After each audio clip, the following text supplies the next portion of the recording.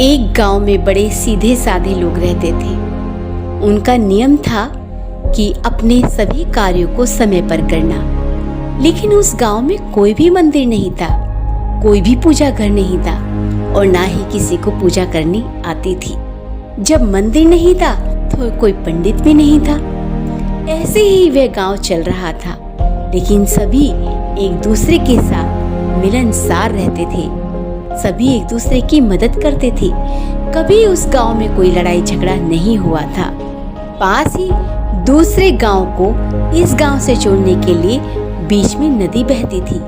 तभी दूसरे गांव से कुछ व्यक्ति उनके गांव में आए। वह सभी ईसाई का प्रचार कर रहे थे। ईसाई लोगों के बारे में उन्हें बताना, बाइबल के बारे में बताना और यीशु मसीह के बारे में बताना। उन्होंने सभी चीजें उनको समझाई और गांव वालों को इंग्लिश में प्रेयर याद करवाई। जिन लोगों को हिंदी का भी सही से ज्ञान नहीं था, उनके लिए तो इंग्लिश बड़ी मुश्किल थी। सभी सोचने लगे कि कौन सी भाषा है, ऐसा क्या है कि जो हमें समझ नहीं आ रहा है। उन्होंने उनसे कहा कि देखिए, हम तो ऐसे ही हैं, हमें कुछ नहीं मालूम, लेकिन ये हमसे याद नहीं हो रही है। पादरी जो समझा रहे थे, उन्होंने अक्षर टू अक्षर यानी वर्ड्स टू वर्ड्स उन लोगों को समझाना शुरू किया और वह काफी दिन वहां रहे और गांव वालों को अच्छे से वह प्रेयर याद करवा दी। उसके बाद जब पादरी ने देखा कि सभी गांव के लोगों को वह प्रेयर याद हो चुकी है, तो वे वहां से प्रस्थान करने लगे। उन्होंने प्रेयर की 4 लाइनें याद करवाई थी।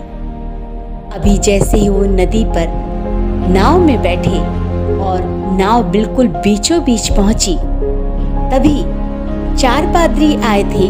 उनमें से 2 पादरियों ने पीछे देखा कि काफी सारे लोग नदी पर बिना किसी नाव के ऐसे ही चले आ रहे हैं।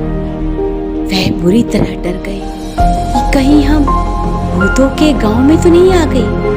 असंभव, ये सभी लोग नदी के ऊपर बिना किसी आधार के दौड़े चले आ रहे हैं, जैसे कि कोई जमीन हो, धरती हो। चारों पादरियों ने एक दूसरे का हाथ पकड़ लिया।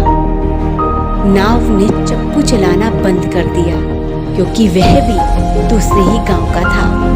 थर-थर कांप रहे थे पांचों, 4 पादरी और जो चप्पू चला रहा था।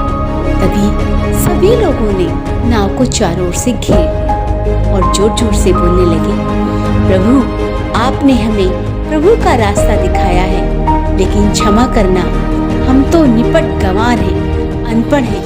हम उनमें से 1 लाइन भूल चुके हैं, हमें सिर्फ 3 लाइनें याद रह गई हैं। आप कृपया करके एक बार और हमें 4थी लाइन याद करवा दीजिए।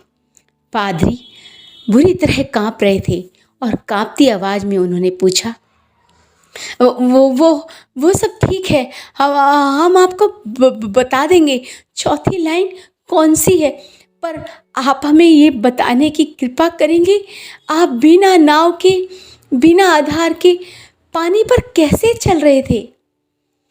इसमें तो कोई बड़ी बात नहीं है। सारे गांव वालों में से एक बुजुर्ग बोला, हम तो प्रभु का आसरा लेकर चलते हैं।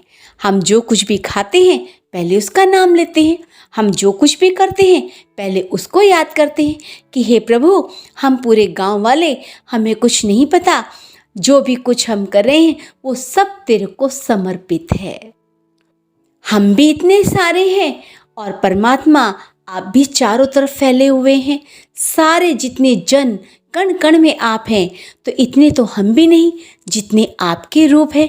तो आप अपने रूपों से हमारी रक्षा करना, हमें सही रास्ते पर चलाना, बस हम तो यही प्रार्थना करते हैं।